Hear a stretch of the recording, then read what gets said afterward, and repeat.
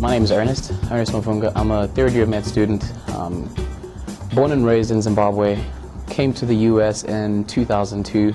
Originally went to a college in Michigan, Marygrove College. It's a small college in Detroit.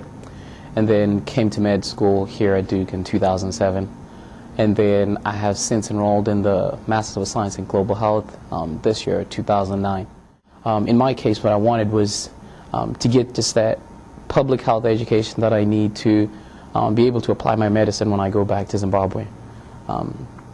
So that's why I picked this program. And I also knew the faculty here, particularly my mentor, Duncan Thomas, who's also Zimbabwean. So that in itself made this program an ideal fit.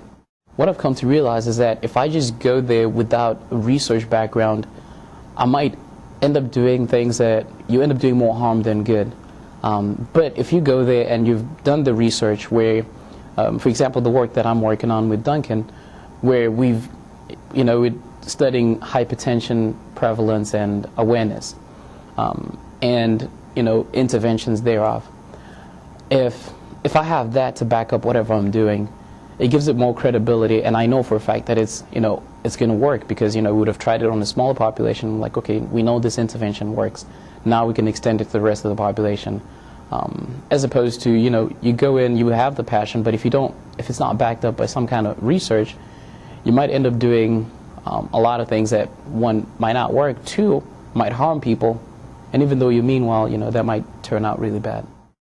The thing that I've loved about this program is that they allow you to work on what you want to work on, and they have the resources to help you in that sense. And by resources, I'm talking about faculty from all different parts of the world. And if they're not from that part of the world, they have faculty that are working in those parts of the world. Or they know faculty that have a close relationship with Duke. So that in itself can be a foundation in that area. We've got students from pretty much everywhere and anywhere, both in terms of their educational backgrounds as well as where they were born and raised.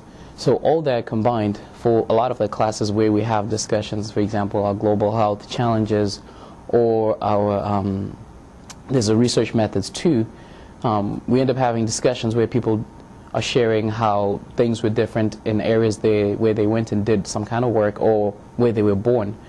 And that's been interesting for me, in the sense that I feel like when I go to Zimbabwe, instead of reinventing the wheel, I can take a lot from what the other students have been bringing and trying to apply those, and these are things that they've tried and they've worked.